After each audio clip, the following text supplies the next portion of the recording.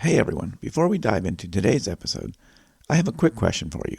In light of the recent events, I want to hear your thoughts. How do you think toxic polarization is fueling political violence in our society today? It's super easy to share your perspective. Just scroll down in the show notes and click on the Send Us a Text Message link. You can do it right from inside your podcast player, whether you're on Apple Podcasts, Spotify, or any other app. I can't wait to hear what you have to say. Now, let's start the show.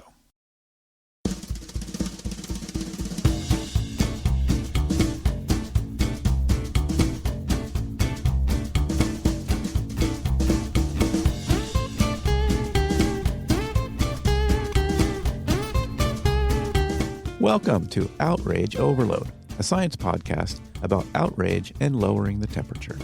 This is episode 44.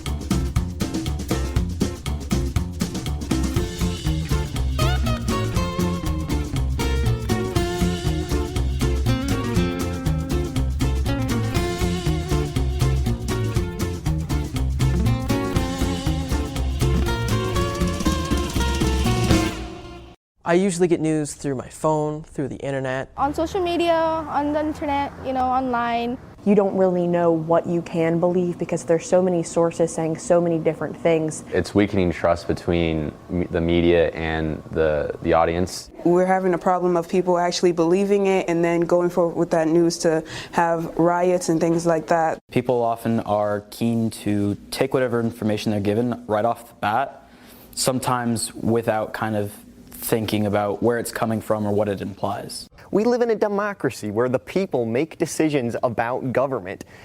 To make those decisions, we need information. And without journalism, where are we going to get it from? Twitter? We've all heard the phrase, do your own research. But the reality is, many of us aren't equipped with the skills to do so effectively. Critical thinking is a skill that's in short supply, and it shows in how easily misinformation spreads and how trust in our institutions and experts has eroded.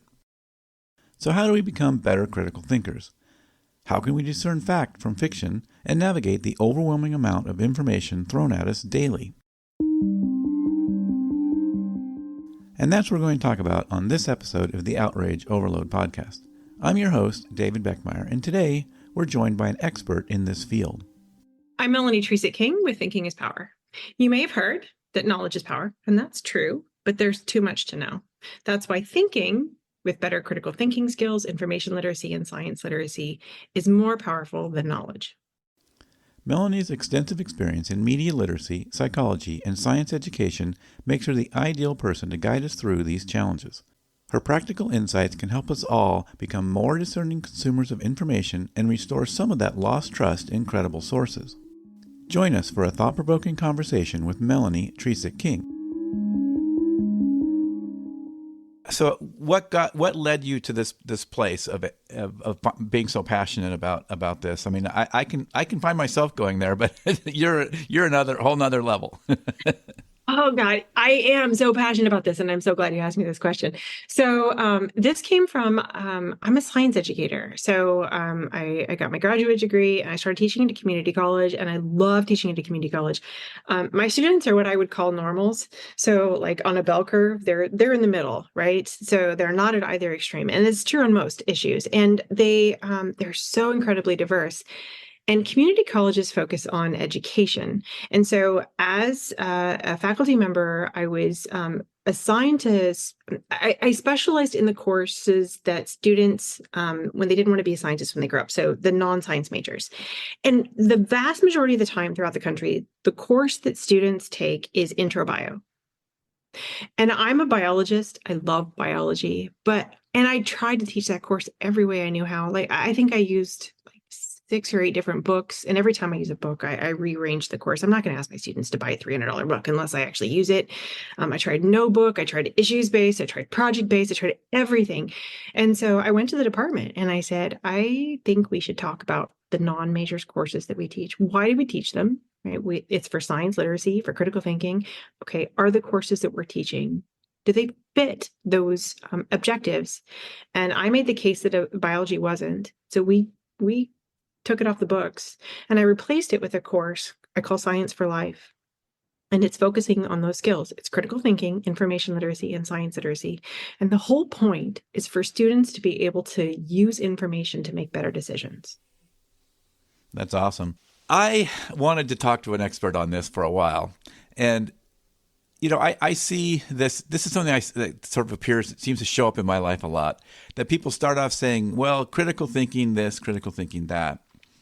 And then as they, take you down that path deeper, it sort of turns into motivated reasoning, or, even worse, kind of just an anti, government or anti-institution kind of sentiment. And it kind of turns into kind of confusing critical thinking with just being a contrarian and not wanting to believe anything.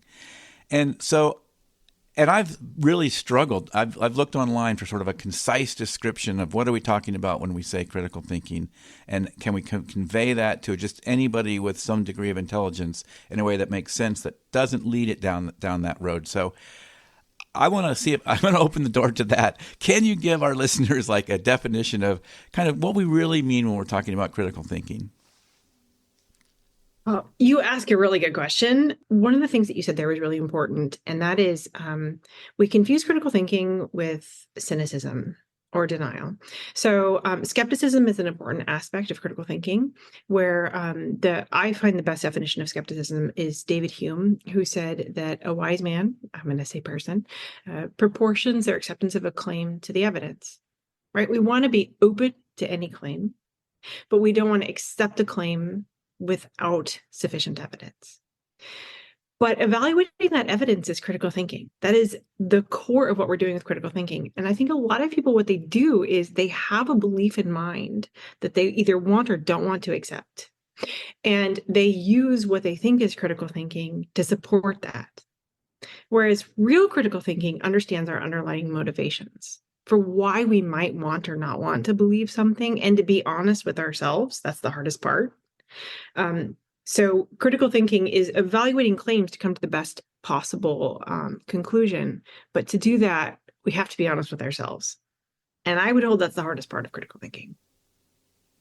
Yeah, it is. And I think and I think that's what holds true in many scenarios. And it's so easy to sort of see in others when they're doing it, but it can be very difficult to see in ourselves.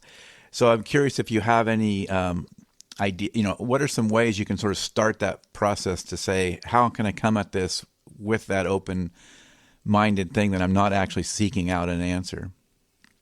Oh, I love this question. So as a science educator, there are a lot of important science issues for which there are major denial movements, and there are pseudoscience movements as well. And a lot of science educators, then, what we do is we go in and we try and address that form of misinformation. But what I've learned about critical thinking is that it's not enough to know how. You have to want to do it. And that requires us to back up and be honest with ourselves. But I've also learned that in that process, our emotions get in the way. Our emotions are why we believe what we believe often, right? We hear it from people we trust, we experience something. And so once we attach to it, especially if our identity is attached to it, we run with it. I would never start with those issues in a critical thinking class. So what I do now, day one, I start lecturing with witches. So let me tell you about the history of witch trials in Europe in the 14th through 17th centuries. And we talk about the kinds of things people were accused of, mostly women. We talk about the evidence for it, which was mostly being accused or confessing. And why would you confess? Well, they tortured you. And let me show you how they did that. And it was awful, right? And I get to the end and students are traumatized, as am I. But I would confess to anything. But importantly, none of my students believe in that. Right? I didn't start with an issue that was important to their identity. I didn't start with climate change. I didn't start with vaccines, GMOs, any of that stuff. I started with witches. And we can take a bird's eye view and go, what did they believe and why? They were really sure. They were really confident. But what was their evidence? They were convinced they had it. Now, all of that is looking at somebody else. Like you said, it's much easier. to see in someone else. And this is a non-triggering version of this, where I call it the critical thinking training wheels. I don't jump into the deep end, to mix metaphors. I start with training wheels on, and I teach students how to evaluate these claims, how to think about thinking, how to think about where their beliefs come from and the evidence for their beliefs and confidence for their beliefs and proportioning it. I mean, all of that stuff comes from not addressing identity triggering information. So what I would say is, short answer to your question, don't start with the emotionally laden stuff. Start with the stuff that's either non-triggering in a way that people clearly don't believe it, or even that it's funny. Use humor if you can. And it's you mentioned the idea of sort of an issue that's not triggering, and and when you first started, you talked about there are some things about that represent misinformation, and I've had people sort of say that, or experienced people that the term misinformation itself is kind of triggering. Like, there's anybody that says that is an institute, is coming from this perspective, they just shoot us down, or they shoot people down, and Galileo was right, and people told him that was misinformation, So let's see. Triggering me. Yeah. These are all arguments that I've heard. And yes, and yes, and yes. The term misinformation has been politicized. And I think for the purposes, so the difference between misinformation and misinformation is a broad category of things that are misleading, whereas disinformation is a specific type of that is misleading on purpose, right? It's a lie to convince you of something. And disinformation uses various techniques to convince us of things. One of them is now even questioning what misinformation is. So if I start with misinformation with my students, we might start with something like flat Earth. Right? It's almost one of those, it's a laughing stock at this point because people can't believe that people actually are flat earthers. Okay, well, they are. Let's not laugh at them because all of us have various beliefs that aren't true probably, but this is a particularly egregious one, right? Why is this misinformation? Can't we all agree that this is misinformation? So yes, it's been politicized. And the Galileo comparison, I find is a really ironic one because Galileo used evidence and convinced scientists. The disagreement, the ones who put him under house arrest were the church, who was ideologically opposed to accepting his message because it conflicted with an important core belief for them, which was that the Earth was at the center of the solar system, the universe, as opposed to the sun. So science deniers like to compare themselves to Galileo because, this one person was right, and everybody was wrong, but they actually have more in common with the church than they do with other scientists. Also, there's been a lot of people who've been wrong, and they were wrong. Right. There are a lot of people who disagreed with the consensus, and they were wrong. We don't remember Galileo because he disagreed with the consensus. We remember him because he was right, and we know he was right because he had evidence. Right, and I think that I'm not opposed to talking to people that have a sort of outside consensus view, but as you were, I think in the beginning, that Hume quote, I think it was, is sort of like one thing that's sort of saying is if you're going to make that claim, then you have the burden of evidence, a bigger burden. Yeah, if you disagree with the consensus, you mean, then you have the bigger burden of evidence. Right. And so it's like, it's fine, but I'm going to be honest and say that, you are in the 10% here. So tell us why with this 10% view makes more sense. And, you could be right, but let's discuss that. So, I have a podcast sort of about outrage in society and outrage in politics. And I'm curious if, we can go down that track a little bit. I mean, I talk about how to address outrage in specific situations, and either that's personal or maybe it's at some broader, more community level. And so, I read a little bit about cognitive immunology, I think is right. And so I'm not too familiar with it other than what I've read there. But I have read other papers that I think it uses that exact term, but seem sort of related. So maybe you can share some sort of concrete examples of how that might be applied into sort of in real life to address outrage in some way. Yeah, so the mental immunity framework, or cognitive immunology, is so as a critical thinking educator, teaching critical thinking is really difficult. Like, what is critical thinking? If you actually, this is a fun question. If you ask like 10 different critical thinking educators or people who teach critical thinking what critical thinking is, you're going to get 10 different answers. So mental immunity, the framework there is useful for me as an educator, because what I can say is to my students, now, imagine that your mind has an immune system and that it filters out certain information. There's certain information that can get past your mind's filters and that can wreak havoc in your brain, can cause you to believe things that aren't true. Versus you can train your filters to reject false information and accept true information. And how do you do that? I mean, that's basic critical thinking. Adding on to that, you can inoculate minds. As an educator, I do a lot of inoculation activities. So inoculation theory was first proposed by William McGuire in 1961. The idea is that imagine an inoculation metaphor where, you can inoculate against a pathogen by exposing the body to a bit of that pathogen, and then it builds antibodies and it recognizes that pathogen. You can inoculate minds against misinformation by exposing the mind to a bit of that misinformation in a controlled environment, along with techniques to resist the persuasion, so that in the real world, the mind becomes inoculated against that misinformation. So with my students, I do a lot of what's called active technique-based inoculation activities. There's different kinds of inoculation.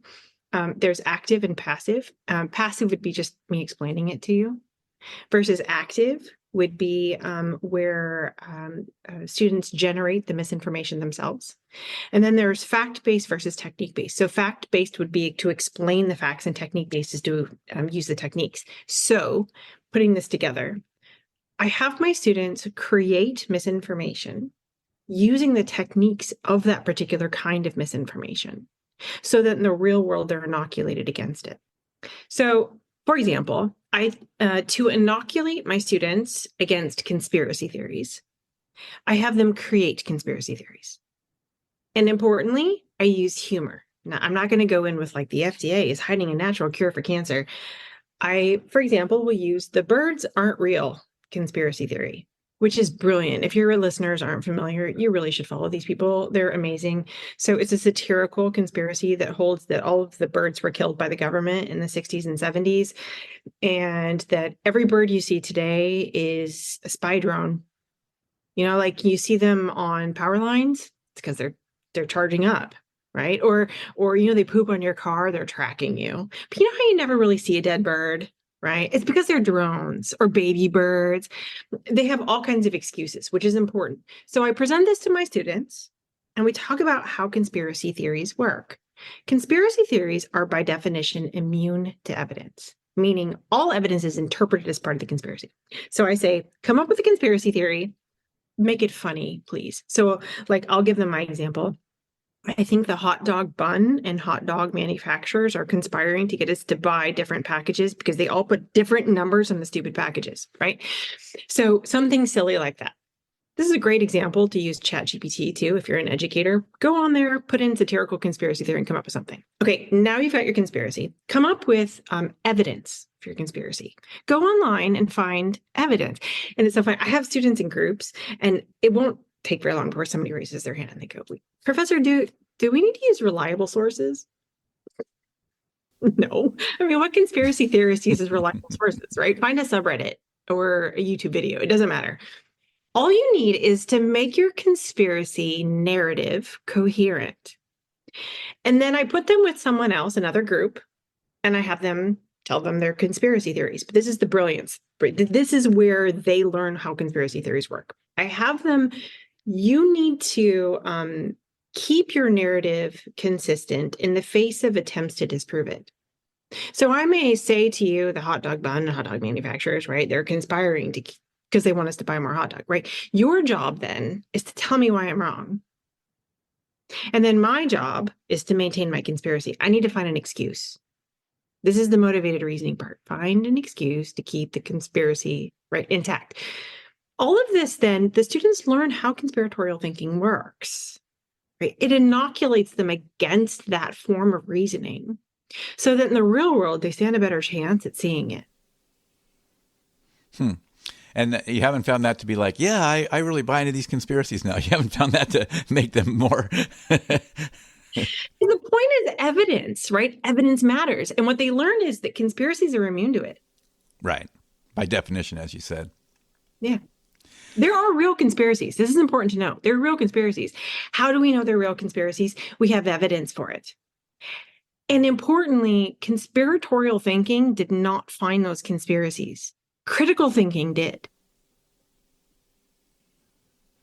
That's interesting. Yeah, that's a good point. Yeah, it is a good point that, yes, you always have to remember that there are real conspiracies. And a conspiracy is that's potentially two people can be a conspiracy, right? So sometimes it doesn't require. In fact, most conspiracies that need sort of the whole world to play along probably aren't true, because if anyone's ever been on a school project before, there's. I mean, so I'll tell my students, because a lot of them, for example, will believe the conspiracy that the FDA is hiding a natural cure for cancer. Like, okay, great.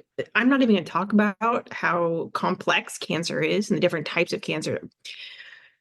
I want you to tell me how much money it would take for you to keep that a secret.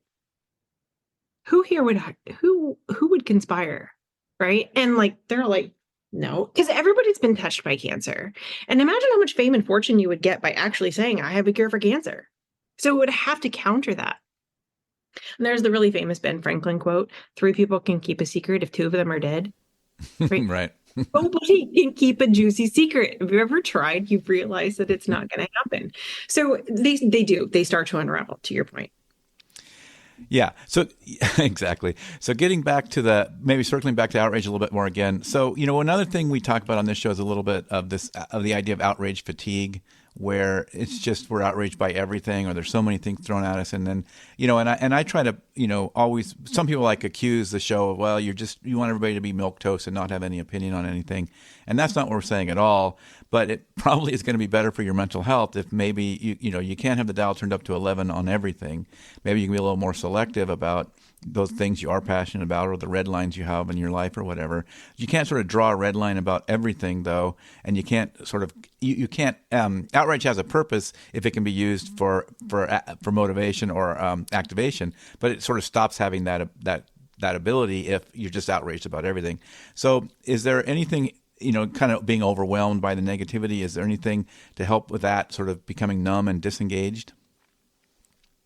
Yeah, if I might, for example, if I might step back and go back to why we fall for misinformation. We fall for misinformation primarily for 3 reasons. 1, it's repeated.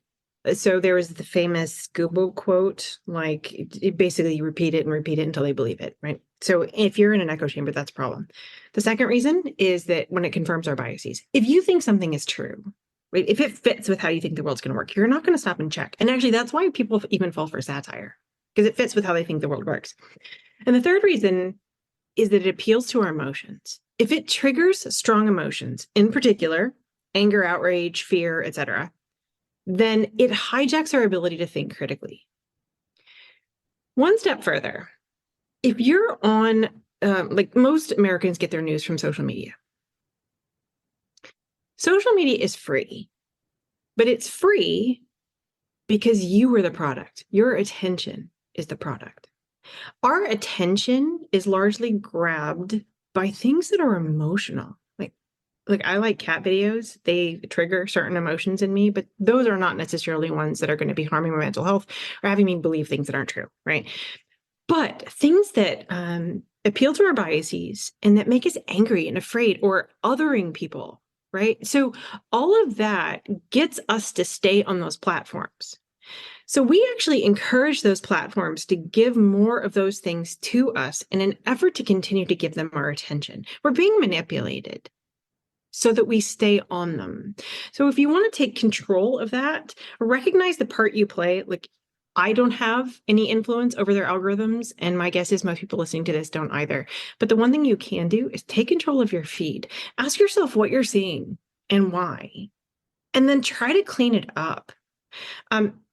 consider that the things that are appealing to your emotions are doing so to convince you of things that might not be true.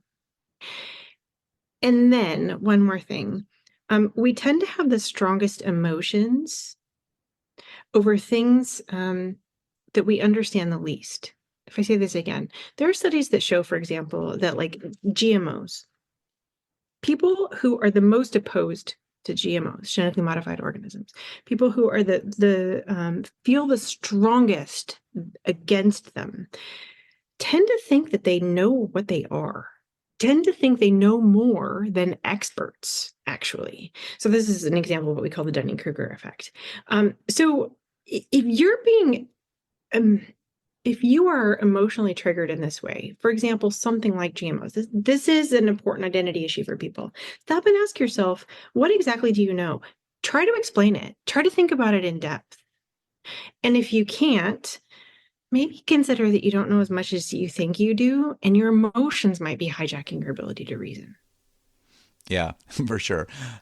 It's like, yeah, how far can I go explaining what GMOs are? And I have a little bit of a science background, Complicated. Super complicated.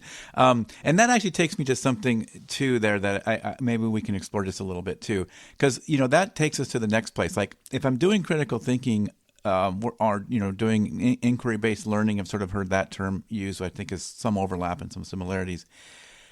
And I get to a topic like that that's way over my head, then I guess my option is to back out or to decide there's some trusted sources I believe in. Any thoughts on that?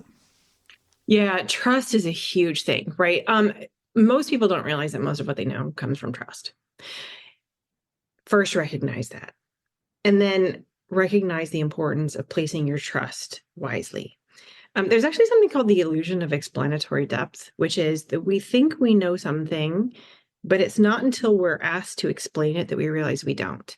The classic examples come from like toilets and bicycles. So if you ask people, like, how well do you know how a toilet works? They're like, I've been using it my whole life. I totally know how a toilet works. Great. So they're really confident. Okay, now explain how a toilet works. Draw a toilet. And they're like, nobody draws a functioning toilet. But then it has the effect of reducing extremism on the back end.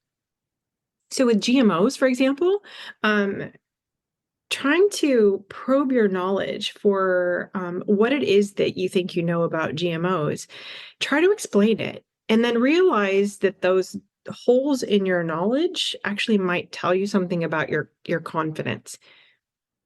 An exercise that I do with my students is I start by having them proportion how confident they are in something on 0 to 100. And I'll start with, how many species of elephant do you think there are?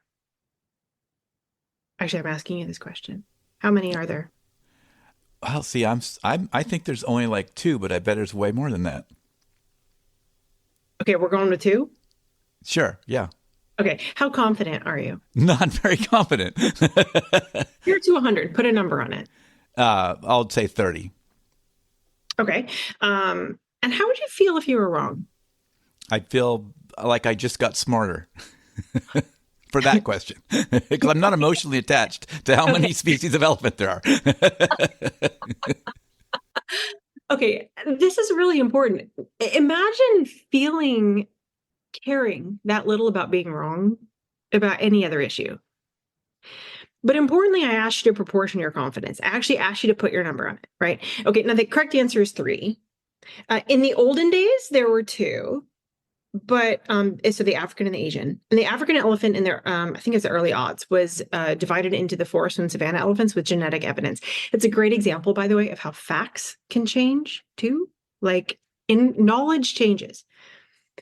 Okay, you don't care that you're wrong. If I was having this conversation with you, though, and you were potentially emotionally triggered by this, right, I would ask you to put your confidence on it. And let's say that you were, because you really felt strongly about this issue, that you're like 95% confident. I wouldn't ask you why you think you're right. I would ask you, why might you be wrong? I'm asking you to come up with your own reasons for why you might be wrong. Right. So what that does, I can't change your mind, right? I can't download my reasoning into your head. You have to do it yourself. So getting you to come up with your own reasons for why you might be wrong, at least plants a seed, at least moves that confidence. But that proportioning confidence is an important place to start. Don't think of knowledge as true, false, yes, no, right, wrong, right? Put it on a spectrum and actually put a number on it and be willing to move, like Hume says, be willing to move with evidence. Yeah, that's great. And, you know, it's interesting because it reminds me, and I don't know if you're familiar with some of this research or some of this work, it kind of reminds me of kind of the deep canvassing sort of stuff where they do that too, where it's sort of like you ask you to put it on a scale, and then they'll sort of ask you, if you pick seven, why didn't you say 5 or why didn't you say 9? And it does, from the research, it kind of triggers another part of your brain, as you're saying, to go explain it to yourself why you think the thing you think.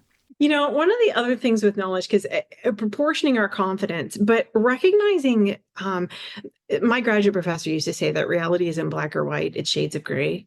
Like, there's so much complexity. And the moment we oversimplify it is when we start to mislead ourselves. And we do that again when it's an identity issue or when it's an emotionally salient to us.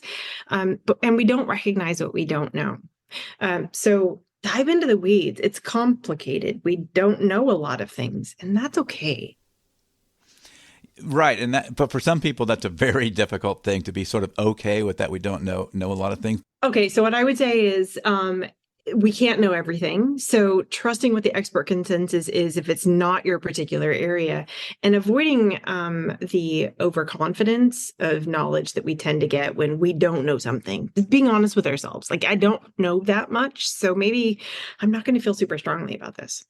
So what kind of hope or optimism can you offer on this? I mean, are you seeing like people are you seeing improvements in some way, or a new populace really buying into this and some movement here? Well, I've been pleasantly surprised at how people have responded to thinking is power. Like, my biggest Facebook social media site is Facebook. I just crossed 45,000. It's only been a couple of years. People are really interested in it. Social media also, there's a lot of goods to social media. Like, we can use it in a way that's not civilization destroying. I don't know. Am I saying in the hopeful vein? But that said, Brene Brown, I absolutely love Brene Brown, and I can't recommend her enough. But one of her quotes that she has is that people are hard to hate up close, so move in. Social media allows us to be in a place where we can hide behind a screen. We say things that we would not say in real life. When, as an admin for a site that is relatively large, I post things and people will comment in ways that are offensive. Like, sometimes they're sexist comments, sometimes they're just beyond the pale, so I will completely just ban them. But there are others that I actually want to know. I want to lean in and I want to ask them, what did you mean by that? And sometimes I'm actually really surprised. Recently, I posted a video, and in the video, my eyes looked really dark, and several people had been commenting about how I looked like I was possessed, and so I had to actually ban some people. And then somebody said something about how I look like a vampire, and I'm like, so I actually asked the question, what do you mean by that? And it turns out the guy was like a heavy metal goth guy, and he thought it was awesome. So my initial intent thought would have been to ban. But most importantly, when I respond to people, the filter is really important. Remember, when you respond to somebody on social media that has potentially triggered you, you're not just talking to that person. There's other people that are watching. There's more people that are watching the conversation. And ask yourself how you want to be perceived. So hold yourself in the light that you would want to be seen as, right? And respond in a way that's positive, that's curious, that's actually curious, not trying to hang somebody, that's curious. And try to start a conversation at that personal level. It may not always work, but I have never regretted it. And the kinds of conversations now that I see happening on some of my site when I try to put these rules into place, people actually do it and it results in better conversations and better understanding. So what I would say is go into the elephant, connect to people, find out who they are, what it is that motivated them to say something. Don't get triggered and lash out, because they will give back to you what you put out. You don't have control over other people. You do have control over your own behavior. Yeah, that's awesome. Yeah, I love it. Well, I really appreciate you making the time, Melanie, and I really enjoyed this conversation. Thank you so much for having me on. I really appreciated the conversation, and thank you for what you do. Yeah, thank you again, and feel free to reach out anytime if you have any questions. There's any way I can help you out. Thank you.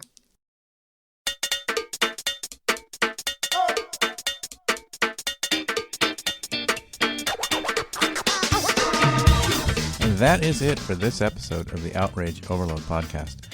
For links to everything we talked about on this episode, go to outrageoverload.net. If you enjoyed this episode, if you found it interesting, please tell some friends about it. Post it to your social media. Better yet, text someone. Even better, talk to someone in real life. Tell them about this show. I really appreciate it. Okay, see you in a week or two.